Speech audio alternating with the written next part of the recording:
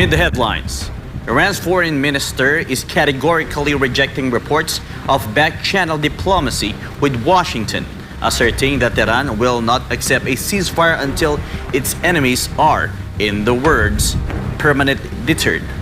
In a pointed reversal of the narrative, Iranian officials are now claiming it is the United States that is begging to reopen the Strait of Hormuz, not the other way around. Israel has now opened a ground front in Lebanon.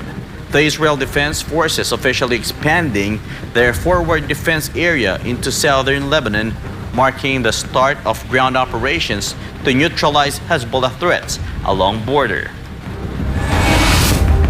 Hundreds of protesters took to the streets of Seoul this week, rallying against any potential South Korean participation in a U.S.-led mission to secure the Strait of Hormuz. Demonstrators condemned the possibility of military involvement as what they called an imperialist and colonial war of aggression. Moscow is striking back after Ukraine imposed sanctions on 10 Russian Paralympic athletes. The Kremlin calling move yet another example of what it describes as Kiev's increasingly inexplicable decisions. In the Philippines, a group of former soldiers known as the Brave 18 is laying out in stark detail how billions of pesos were allegedly funneled to politicians through cash delivery system using suitcases, vans, even congressional helipad. The Department of Foreign Affairs is firmly asserting the Philippines' long-standing sovereignty over Bajo de Masinloc and the Kalayaan Island Group, pushing back against a statement from the Chinese embassy in Manila that questioned the country's territorial position. Philippine Coast Guard spokesperson Jay Tariela also weighing in as the exchange of statements between Manila and Beijing continues to escalate in tone. History at the Oscars. The song Golden from the film K-pop Demon Hunters won Best Original Song Sunday night, becoming the first K-pop track ever to receive the honor at the Academy Awards. The moment, however, was marked by an awkward send-off on stage as the show's music began playing while the composers were still mid-speech, cutting their remarks short. And in football, Kylian Mbappe is back for Real Madrid ahead of their Champions League second leg against Manchester City. The French forward returning from injury just in time, though Madrid will be without Jude Bellingham, who is ruled out of the match. I'm Franco Baranda. Newsline World starts now.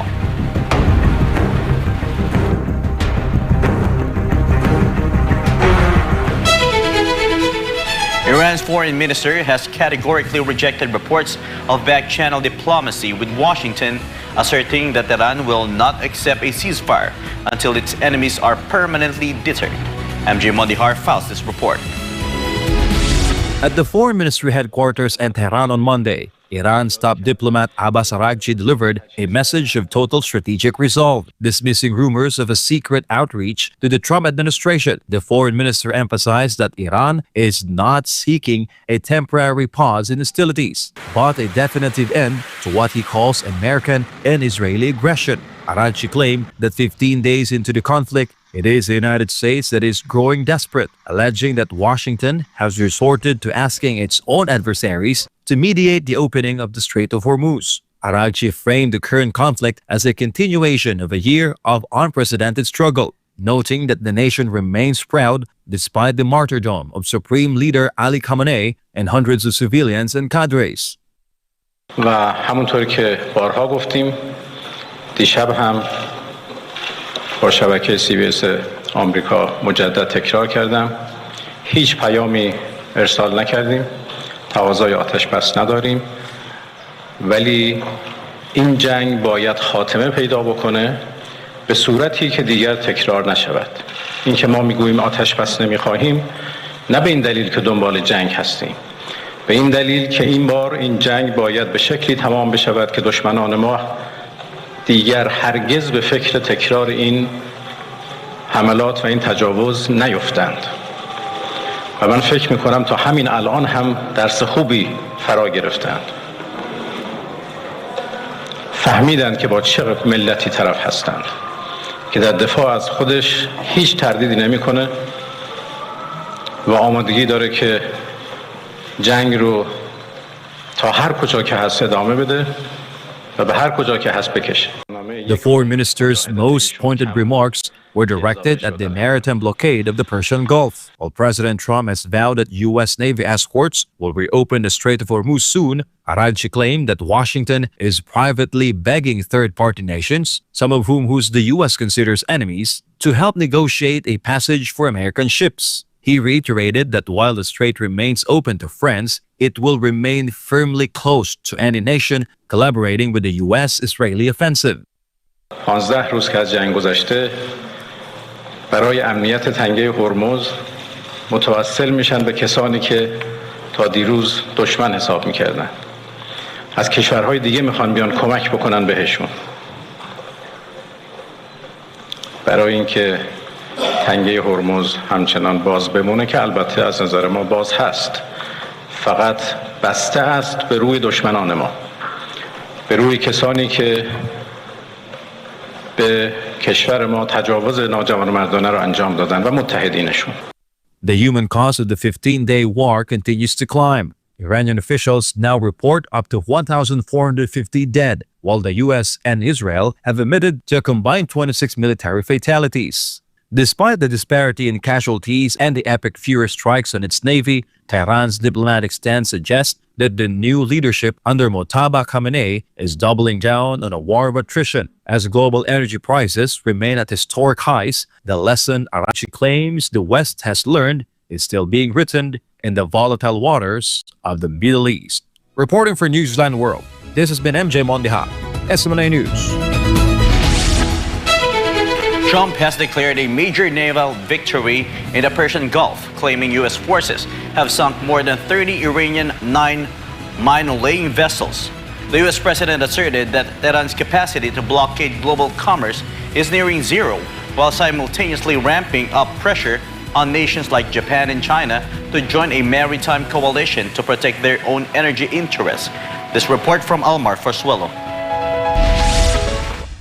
At a lunch with board members of the Trump Kennedy Center on Monday, President Donald Trump painted a picture of a total maritime supremacy. After the devastating strikes on Karg Island last Friday, the president announced that the U.S. has effectively wiped out Iran's specialized mine-laying fleet, sending over 30 ships to the bottom of the sea, while Trump noted that he spared Iran's oil export infrastructure, referring to the facility's pipes as a concession for a future rebuilding of the country. He warned that this restraint could vanish in 5 minutes if the regime continues its defiance.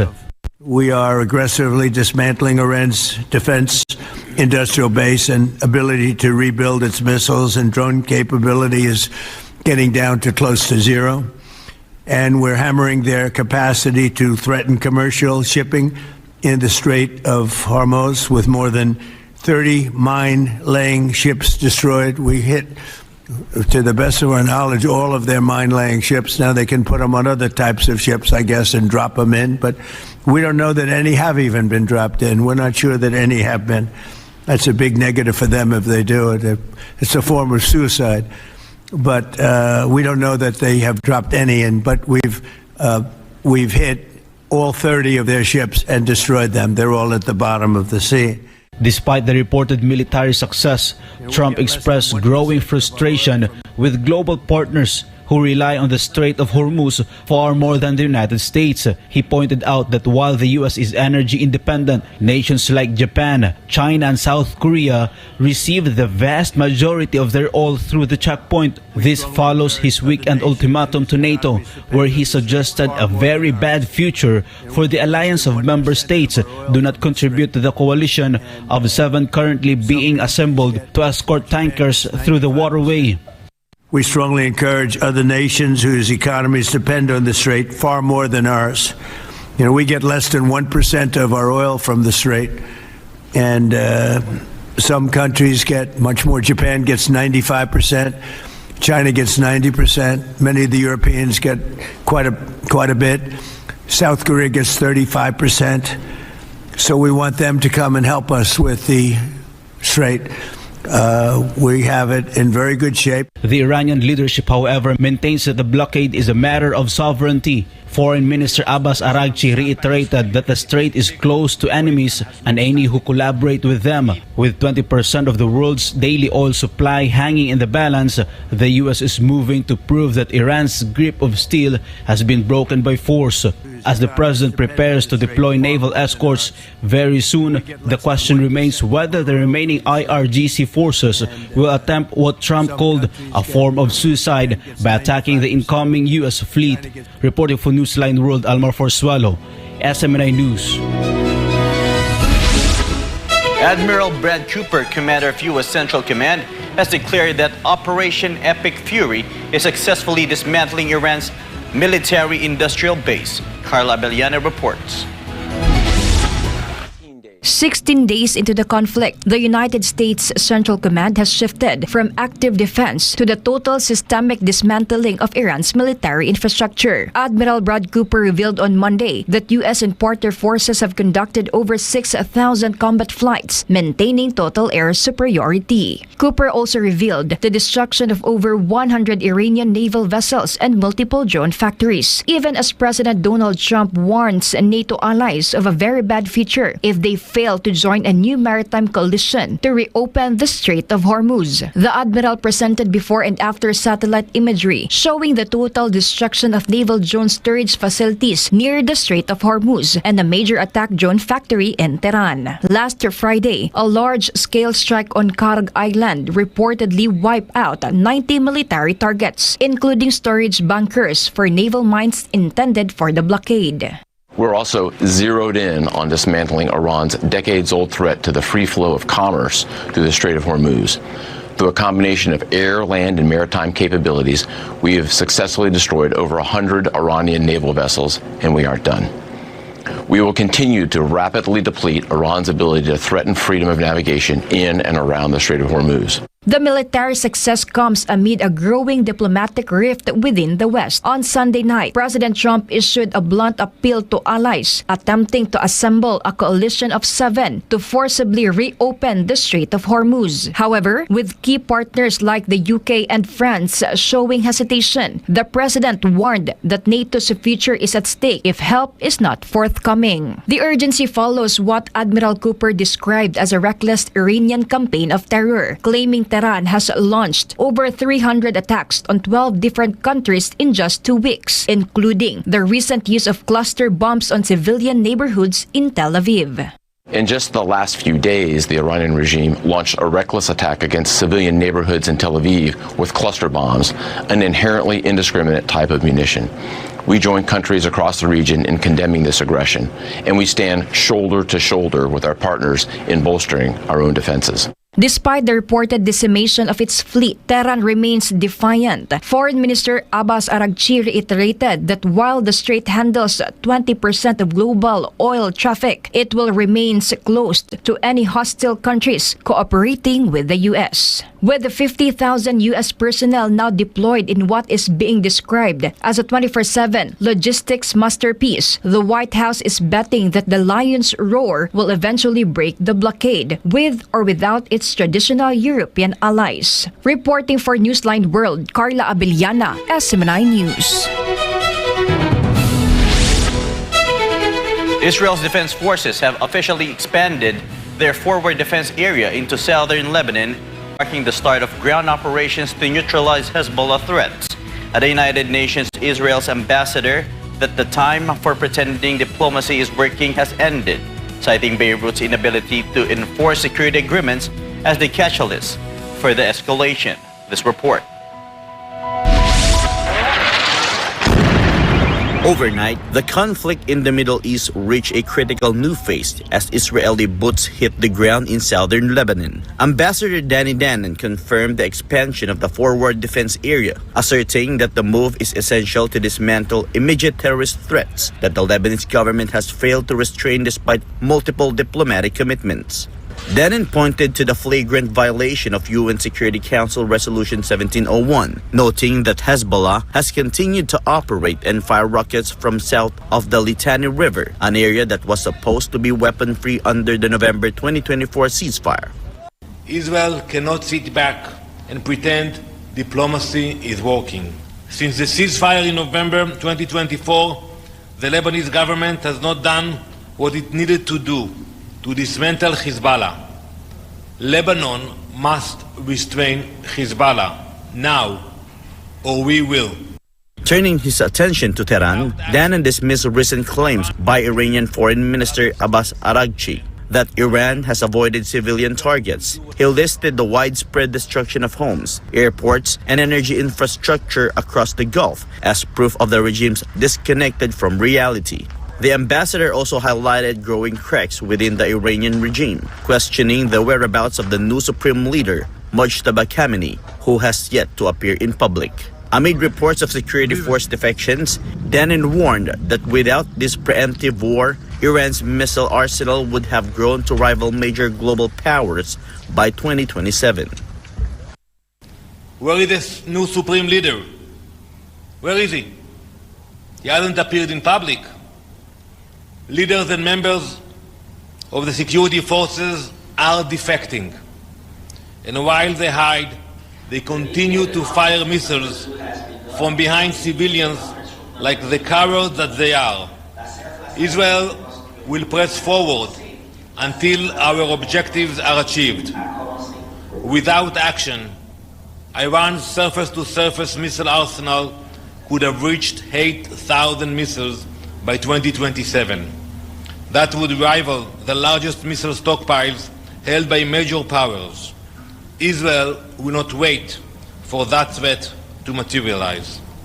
Regarding the blockade of the Strait of Hormuz, Dannon echoed President Trump's call for a global coalition. He warned European nations and other allies that hiding from the crisis will only bring the threat of terrorism to their own shores. When asked if the Israeli Navy would join the U.S. in the Persian Gulf, Dannon refused to rule out any options, stating that a tiny nation is prepared to support its great friend in Washington. As IDF units push deeper into Lebanese territory, the diplomatic window in New York appears to have slammed shut. For Israel, the priority is no longer words on paper, but the physical removal of the death industry built along its northern and eastern borders.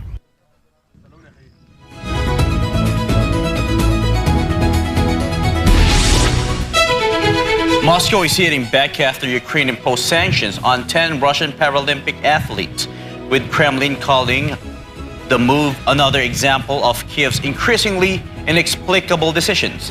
Daniela Palite files this report.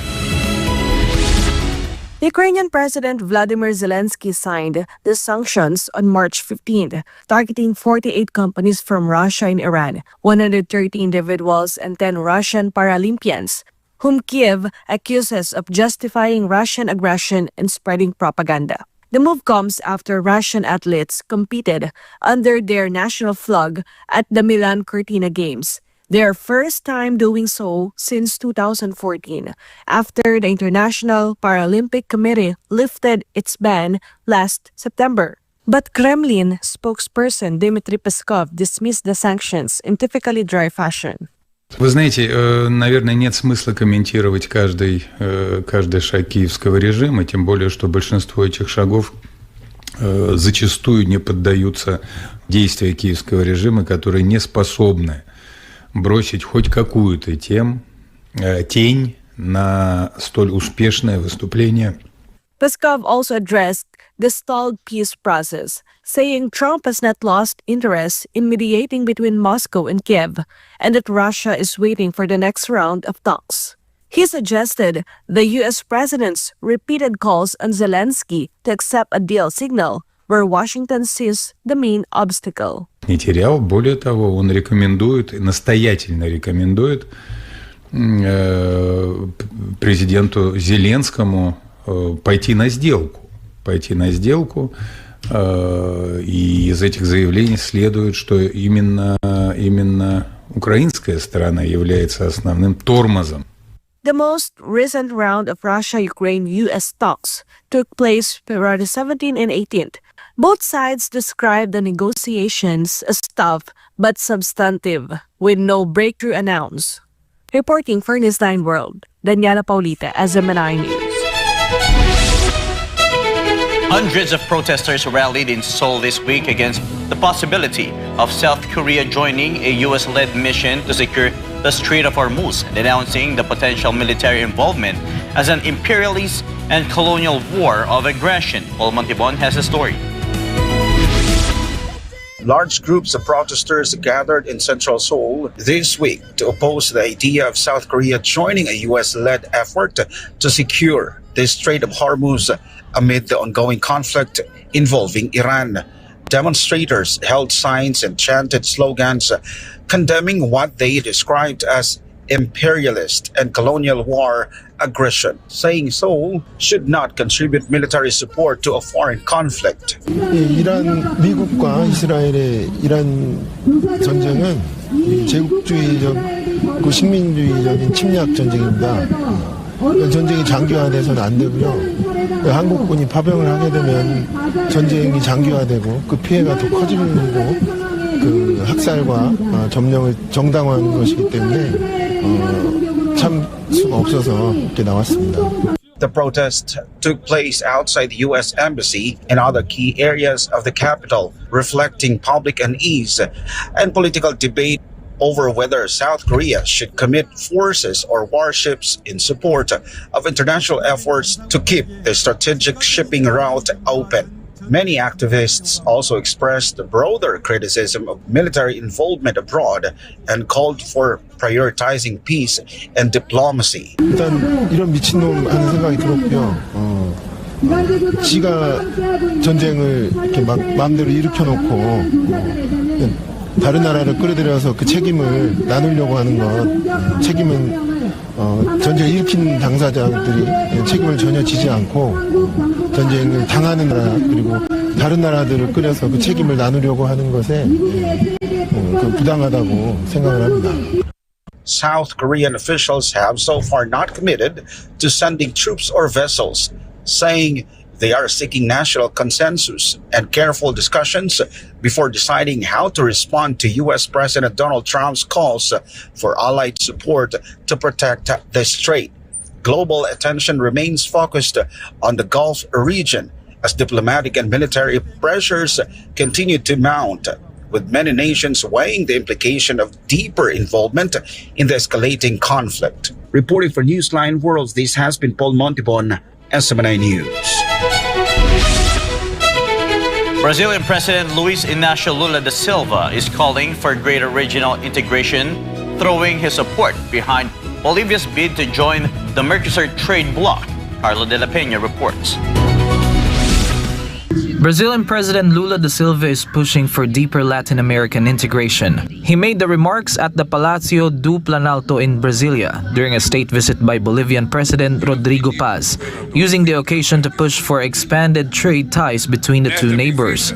Lula noted that Brazil is already one of Bolivia's top trading partners and said that figure could grow significantly if both countries develop new productive sectors together.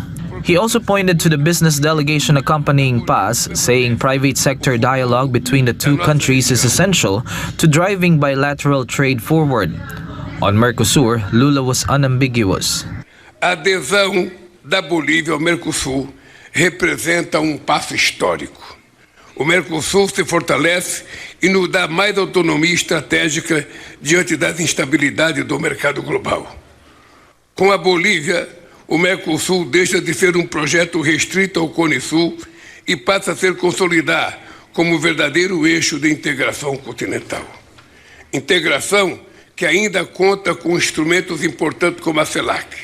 Lula framed Bolivia's entry into the bloc as more than a trade matter, calling it a consolidation of continental cooperation and a boost to the region's strategic independence. He also announced he would attend the upcoming CELAC Africa Summit, where he said Latin America and African nations would deepen cooperation on sustainable development and environmental protection. Lula closed with a broader call to action, saying the future of Latin America hinges on the ability of its nations to work together across political differences. Reporting for Newsline World, this has been Carlo de la Peña, SMNI News. A senator is urging the Philippine government to cut spending amid Middle East tensions that are affecting commodity prices. Sheena Torn reports. Senator Sherwin Gatchalian suggested temporarily reducing official travel by government personnel. The goal is to help the government save on expenses. Gatchalian stressed the importance of cutting budget as the country's economy is at risk. This comes amid rising tensions in the Middle East, which are causing volatile global oil prices. In addition, Gatchalian said that the purchase of new government vehicles and equipment should be postponed, adding that this would help reduce the nation's spending. The senator also emphasized the need for the government to tighten its belt during the crisis. The proposal also includes saving electricity and energy in government offices. Gatchalian is also advocating carpooling and using virtual meetings as was done during the pandemic. These measures aim to help lower costs amid rising prices of oil, food, and transportation. For God and for my beloved Philippines, this has been Sheena Torno, SMNI News. President Ferdinand Marcos Jr. outlined the government's measure to ease the impact of rising oil prices caused by tensions in the Middle East. President Gatarong reports. Mga kababayan, in a video message, President Bongbong Marcos Jr. said his administration will provide financial assistance to different sectors. Starting today, March 17, the government, through the Department of Social Welfare and Development, distributed 5,000 pesos in cash relief to more than 139,000 tricycle drivers in Metro Manila. Tricycle drivers outside Metro Manila will receive assistance next. Jeepney and TNVS drivers will also receive 5,000 pesos each in the coming days. Meanwhile, the Department of Transportation will distribute the fuel subsidy in the last week of March. Marcos also said he fast-tracked 2 laws aimed at lowering taxes on petroleum and enabling the use of cheaper bioethanol. Tuloy-tuloy din ang pagpapatupad ng Love Bus Program. Makakatulong po ito para makatipid sa pamasahe at gasolina ng taong bayan. Kaya't gamitin po ninyo ang libreng sakay sa Metro Cebu, Metro Davao at Metro Manila. To ensure sufficient food supply, the Department of Agriculture will provide a 3,000 pesos fuel subsidy to more than 26,000 farmers. The Bureau of Fisheries and Aquatic Resources will also distribute a 3,000 pesos fuel subsidy to more than 26,000 fishermen starting March 19. In April, over 2,000 pesos in assistance will also be distributed to farmers and fishermen under the Presidential Assistance Program. The President also directed local governments to stop collecting pass-through fees from trucks transporting rice and agricultural products to prevent higher prices of goods. For airline passengers, the Civil Aviation Authority of the Philippines will reduce landing and parking fees. Meanwhile, the Civil Aeronautics Board has shortened the review period for fuel surcharges so that airfare can be lowered more quickly when jet fuel prices drop. Ibig sabihin, kapag tumaas ang presyo ng jet fuel, mas kontrolado ang pagtaas ng airfare.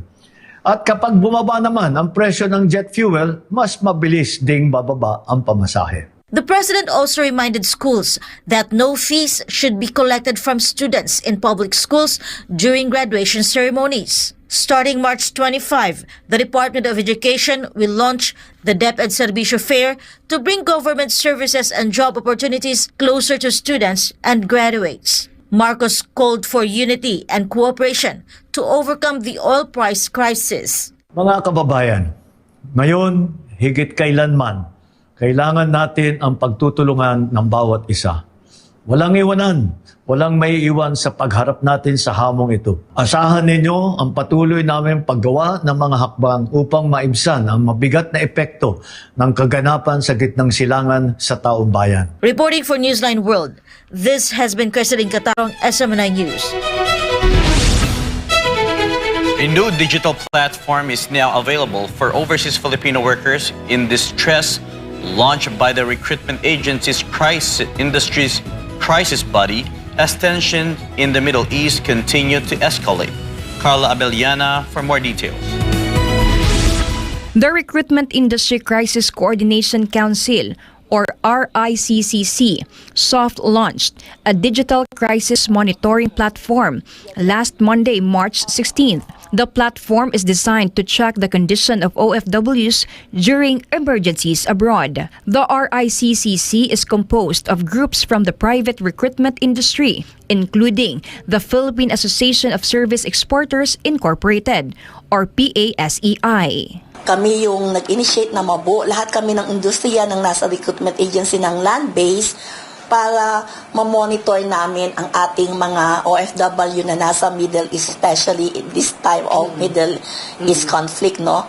So, gumawa kami nito sa tulong ng isang platform. The RICCC partnered with Crisis Ops to launch what is called the SAFE platform. Through the system, OFWs can check into report whether they are safe. Recruitment agencies can immediately see the status of the workers they deployed and identify who may need urgent assistance or support. The recruitment industry says undocumented OFWs may also use the platform. The industry aims to eventually use the system for all types of crisis or threats in any country where Filipinos are working. The initial actually is for this Middle East conflict.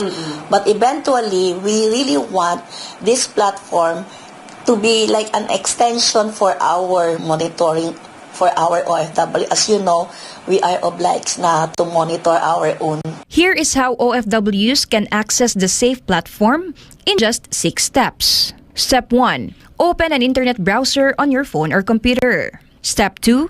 Go to the website riccc.crisisops.ai. Step 3. On the homepage, look for the safety check or check-in button. Step 4. Enter your name, location, recruitment agency, and contact details. Step 5. Select whether you are safe, need assistance, or are in an emergency. And Step 6. Press submit to send your status. Once the details are submitted, the monitoring team is immediately notified and will act to provide assistance to the OFW. Recruitment agencies will also coordinate with the Department of Migrant Workers for those who need to be repatriated. Una, kami talaga ang makikipag-usap sa ating mga OFWs kung ano yung tulong na hinihingan nila. But if they want to be repatriated immediately, coordination namin. May coordination kami ginagawa at inilalapit natin sa ating gobyerno, lalo sa DMW. For God and My Beloved Philippines, Carla Abellana, SMNI News. The Department of Foreign Affairs has firmly asserted the Philippines' long-standing sovereignty over Bajo de Masinloc and Kalayaan Island Group, pushing back against a statement from the Chinese embassy in Manila that questioned the country's territorial position. Ana Jane Sancho reports. The Department of Foreign Affairs says the historical and legal basis for Philippine sovereignty over Bajo de Masinloc is clear. The agency cited the Murillo Velarde map of 1734, which shows the shoal as part of Philippine territory. The Philippines has also long exercised jurisdiction over the area through hydrographic surveys, official government communications, and its use as a training range by the Armed Forces of the Philippines. The Department of Foreign Affairs flatly rejected China's claim of indisputable sovereignty over the entire South China Sea. The Philippines flatly rejects China's assertion of indisputable sovereignty over the entire South China Sea. This claim has no basis in fact, no basis in history, and no basis in international law. Full stop.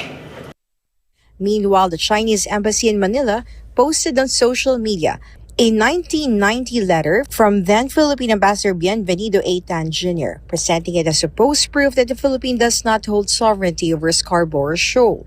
The Chinese embassy said the document contradicts statements made by the Philippine officials regarding ownership of the shoal. But Rear Admiral J. Tariela, Philippine Coast Guard spokesperson for the West Philippine Sea, pushed back, saying China has misread the document. Tariala explained that the letter was not an official renunciation of Philippine sovereignty. He said the communication only noted that the shoal falls outside the colonial boundaries set by the Treaty of Paris of 1898, but remains well within the Philippines' 200 nautical mile exclusive economic zone. Tariala added that the letter was simply a private communication and can't be treated as an official government position. Despite the exchange of statements, the Philippine government maintained that the country will hold firm in defending its sovereignty and rights in the West Philippine Sea, while continuing to pursue peaceful resolution of disputes through diplomacy. For God and my beloved country, the Philippines, this has been Hannah Jane Sancho, SMNI News. Donald Trump defended recent U.S. actions amid rising tensions with Iran, saying the moves were necessary to prevent greater threats and would ultimately lead to a much safer world. He also called NATO's response to securing the Strait of Hormuz disappointing, urging allies to do more and warning that reliance on the U.S. alone is not enough to maintain regional security. Joy Tabanaw is back for more news. President Donald Trump said recent actions taken by the United States were necessary to ensure global security, despite concerns about economic impacts and rising tensions. Trump said the move was part of an obligation to prevent greater threats, warning that allowing adversaries to gain nuclear capabilities would pose far greater risks. But it'll be soon, won't be long. And we're going to have a much safer world when it's wrapped up. It'll be wrapped up soon. We're going to have a much safer world. I had an obligation to do this. I didn't want to, I call it an excursion. I didn't want to make this journey. He acknowledged that markets and fuel prices could be affected by the situation, but described the potential economic impact as a very small price to pay compared to a danger of nuclear conflict. We had the highest stock market in history. We had low gas prices. Everything was good, and I know exactly. I know what you're going to do it. And people are going to raise the price of oil. That's good, but I know that. But that's a very small thing compared to allowing them to have. You want to see a stock market go down? Start letting them hit you with nukes.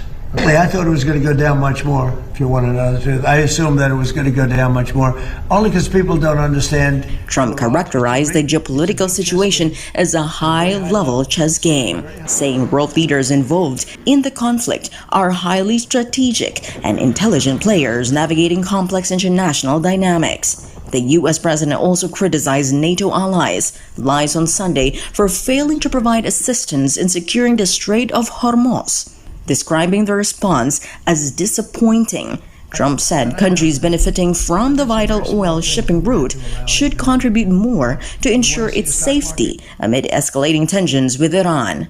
He stressed that they shouldn't only be thanking us, they should be helping us, highlighting what he called a lack of commitment from key allies. Well, they should be thanking me because many of them get 90%. China, as an example, should be thanking us, but I don't expect to thank you, but they should be thanking us. Japan gets 95%, China 91%.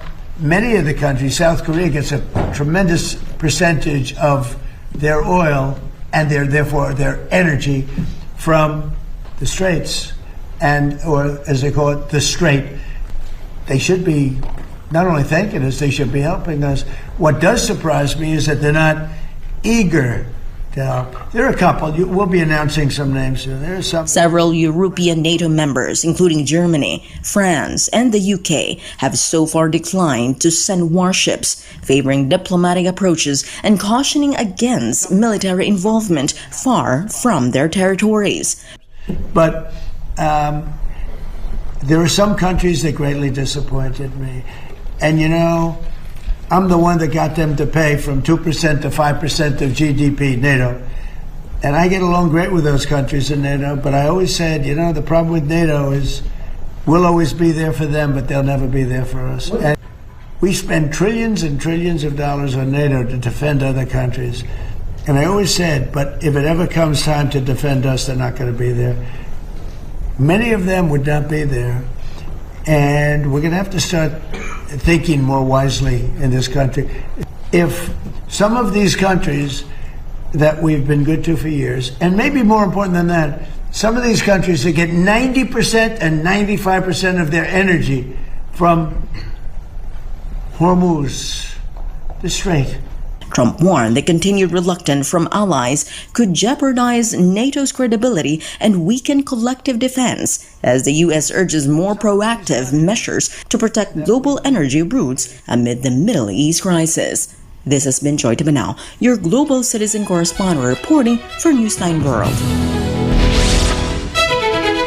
3 individuals with alleged ties to the Bangsamoro Islamic Freedom Fighters and Dawla Islamiyah have voluntarily surrendered to authorities in Mamasapano, Maguindanao del Sur, turning over high-caliber firearms along with themselves. Prince Tripoli for the details. 3 individuals with alleged ties to the Bangsamoro Islamic Freedom Fighters and Dawla Islamiyah surrendered to the National Bureau of Investigation on March 14 with the assistance of operatives from the NBI Bangsamoro region. The agency says debriefing and investigation of the surrenderies are ongoing. In fact, yung pagsuko nila together with the firearms na gamit-gamit nila doon sa pagiging member nila nitong DI, yung Islamiyah na supporter ng ISIS at ng BFF, no? These surrenderies reportedly requested a discreet and secure extraction by authorities out of fear that former associates might retaliate against them. Among the weapons turned over, a 50 caliber Barrett rifle, an M79 grenade launcher, an M203 grenade launcher tube, a Russian Mosin rifle, and assorted ammunition. Well, yung Rido kasi, iba-ibang reason, may politika, may alabanan ng ari-arian. So that is something that is confined sa kanila na napanyan. So we cannot discount lahat yan, may mga possibilities, no? So siguro doon sa reintegration nila at sa debriefing, mas marami pang lalabas na mga kwento at storya. The NBI says the 3 will undergo a reintegration program. Reporting for Newsline World, this has been Prince Tripoli, SMNI News. A buy-bus operation in Zamboanga City has led to the arrest of a man and the seizure of over 6.8 million pesos worth of suspected shabu in a joint operation by the PNP Special Action Force and the Philippine Drug Enforcement Agency. This report. The Philippine National Police says the operation was conducted in Barangay Zone 4, Zamboanga City on the night of March 14th. Recovered from the suspect approximately 1,000 grams of suspected shabu, valued at 6.8 million pesos. The operation was led by the PNP Special Action Force, together with the Philippine Drug Enforcement Agency and other police units. Aside from the drugs, authorities also seized a white vehicle, buy-bus money, and other evidence from the transaction. The suspect and all evidence are now in the custody of the PDEA for the filing of appropriate charges. PNP Chief Jose Melencio Nartates Jr. stressed that the agency will continue its crackdown on illegal drugs in the interest of community safety, calling the operation part of a broader effort to strengthen the force's anti-criminality campaign.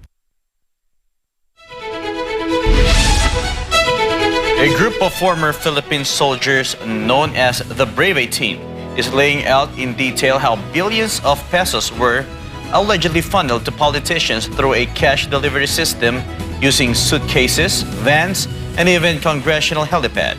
Joy Tabanao has the story.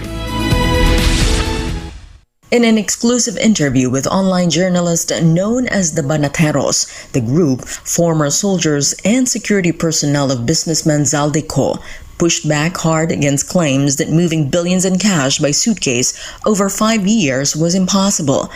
According to the group, cause so-called account executives or EAs were the only ones who knew the exact amounts being moved. The soldiers say they serve only as drivers and bodyguards. Ang sistema kasi sir, ang sabi nung sa balita, paano bilangin yon? Binibilang sa machine. Pero sa pagbilang ng mga EA na nakikita namin, naka-bundle na yan, sir. 1 million, 20 million. Ganun na yung bilangan, sir, hindi na sa machine. The group identified Horizon Homes and a townhouse at the Manila Polo Club as staging areas where cash was loaded into vans and coasters before being dispatched to recipients. They also alleged that a helipad inside the congressional compound was used to smuggle paper bags containing 5 to 10 million pesos each, delivered to members of the so-called Quad Committee during hearings. While the group confirmed that money was flowing into the House of Representatives, they admitted they could not say with certainty whether it was directly tied to the impeachment of Vice President Sara Duterte. So sa madaling salita, parang hindi nyo naman alam kung para saan yun. Kasi confidential yung ginagawa nila sa mga ganyan eh. Si Mark at Paul na yan ang may alam po dyan. The former soldiers also admitted they initially had no idea their work was illegal until flood control anomalies exploded into public view and the dots began to connect. Tapos isa pa dun sir, yung ano dito sir, yung pumutok na po yung flood control. Yung pumutok na flood control, doon na namin unti-unting naintindihan na galing pala doon yung pera. Hindi pala sa negosyo, hindi lang pala sa negosyo ni boss. The revelations have left the group furious, watching senators, congressmen, and government officials publicly brand them as liars, while they say those same officials received the cash deliveries firsthand. Naiinis, sir. Naiinis? Kasi parang kami pa yung lumalabas na mali at sinungaling. Hindi naman po namin sasabihin yun kung halimbawa ko lang po sir no, ordinaryong mamamayan lang po ako, paano ko po malaman yung bahay niya kung hindi ako napunta doon? Sir, isa lang masasabi ko, don't shoot the messenger. With death threats now targeting their families, the brave 18 say they are not backing down. Para sa amin tong tropa na to sir, kung anong naumpisahan namin, hanggang dulo na ito, wala nang iwanan. Tatapusin na namin kung sana nga matuldukan na to eh. Kasi naumpisa na namin to. Hanggang dulo na ito. Joy Tabanao, your citizen correspondent reporting for Newsline World. A former Arroyo administration official is hitting back against attempts to drag former President Gloria Macapagal Arroyo into the controversy surrounding 18 ex-Marines, calling it a move to shift attention away from alleged massive corruption. MJ Mondihar tells us more. A former presidential advisor in political affairs recently dragged former Philippine President Gloria Macapagal Arroyo into the issue. This is related to the exposure of 18 former soldiers who were former security aides of the controversial former Congressman Zaldi Co. It was claimed that the people behind the exposure of those former soldiers were allegedly allies of former President GMA.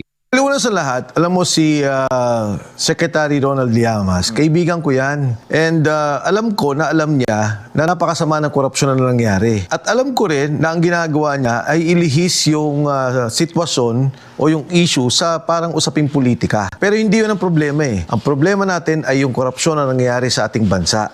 This was the response of Mike Defensor, one of those referred to by Llamas. Defensor previously served as Presidential Chief of Staff, Housing Secretary, and Environment Secretary under the Arroyo government. He also pushed back on the logic using the photos of GMA with President Marcos as proof of alliance. Maraming litrato rin naman si Speaker GMA with President Bongbong Marcos. Ang ibig sabihin ba nun, kakampi niya na o tinotolerate niya yung nangyayaring sitwasyon sa ngayon o yung korupsyon dito sa ating bansa? Hindi naman din ibig sabihin niya yun. Siya ay kinatawan ng kanyang distrito. Defensor also described the argument against GMA as shallow, noting that Arroyo and Vice President Sara Duterte were recently seen together in Davao City. And does this mean that the Vice President is also linked to the ex-18 Marines? Pag siya'y nakipag-usap kay Speaker Boji D, nakipag-usap kay VP Inday Sara, walang ibig sabihin lahat yan. Kasama yung parte bilang trabaho niya, bilang kinatawan ng kanyang distrito. Defensor also urged the public not to be misled by attempts to divert attention away from corruption issues. According to him, someone must be held accountable for the alleged flood control anomaly which involves trillions of pesos from public funds. Ang issue dito, may korupsyon tayong nakita na yung mga problema sa ghost projects. Hanggang ngayon sinasabi na si Saldico ang mastermind at maraming dinideliver na pera according to Sergeant Gotesa at according to the 18 Marines. Yan ang issue na kailangan nating sagutin. Reporting for Newsline World, this has been MJ Mondihar, SMNI News.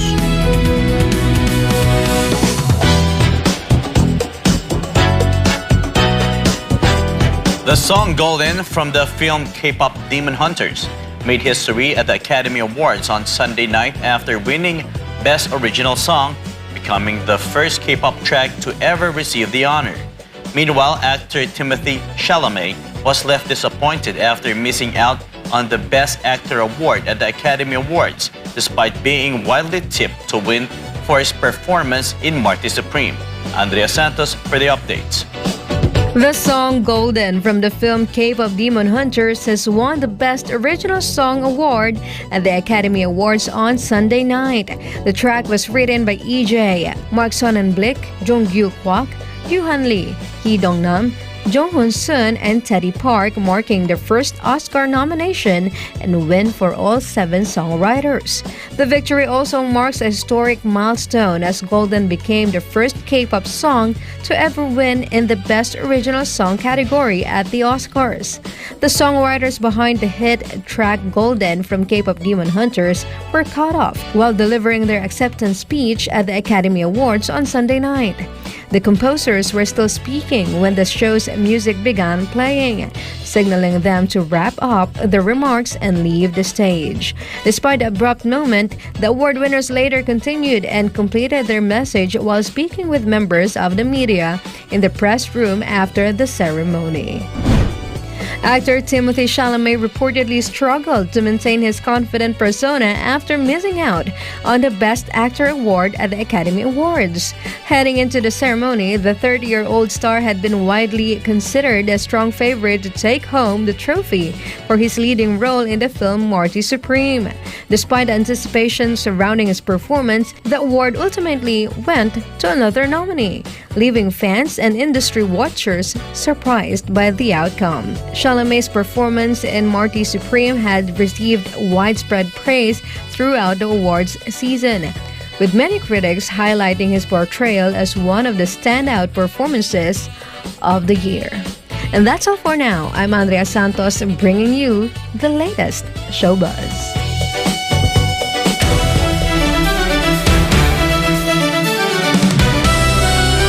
In the latest sports update, Kylian Mbappe returns for Real Madrid against Manchester City, while Jude Bellingham will miss the match due to injury. Meanwhile, Caitlin Clark impressed in her first start for United States basketball team after leading a dominant over New Zealand women's national basketball team in the FIBA Women's Basketball World Cup 2026 qualifying tournament. Carlo De La Peña reports. Kylian Mbappe is back. Real Madrid head coach Alvaro Arbeloa confirmed that Mbappe recovered from a left knee sprain sustained earlier this month and will be available for the crucial match in Manchester. The French international had been sidelined since Real's La Liga clash against CA Osasuna on February 21. Meanwhile, Bellingham will not feature in the match after suffering a hamstring injury less than 10 minutes into Real's league game against Rayo Vallecano on February 1. Initial estimates suggested the England international would miss around 4 weeks, but the injury turned out to be more serious than first expected.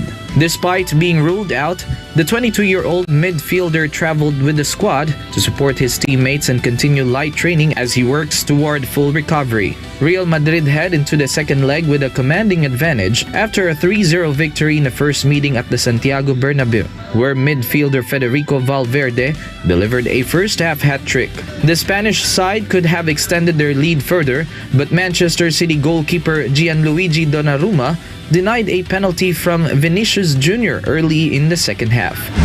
Meanwhile, Team USA delivered a dominant performance to secure a 101-46 victory, marking its second largest win in the tournament. Clark finished with 14 points and 6 off 11 shooting, along with 6 assists and 2 steals in her first start for the national team. The Indiana Fever guard has been a major contributor for the unbeaten Americans, leading the team with 51 points, 25 assists, and a plus-minus rating of plus 104 through 4 games. Team USA improved to a 4-0 record and will wrap up the qualifying tournament against Spain women's national basketball team as they continue preparations for the FIBA Women's Basketball World Cup 2026 in Berlin, Germany. Reporting for Newsline World, this has been Carlo De La Peña bringing you the latest sports news. And before we end, may be inspired with the words of the sun.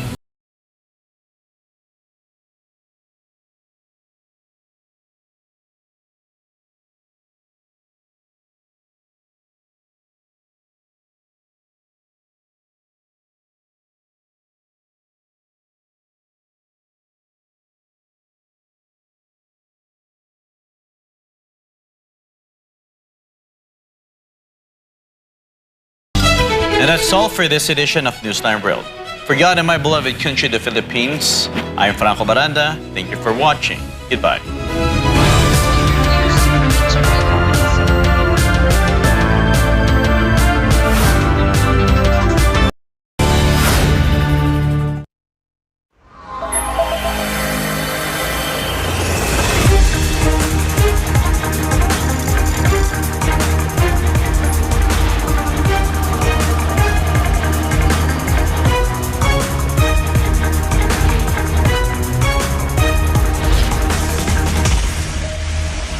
This is SMNI News Channel. Truth that matters.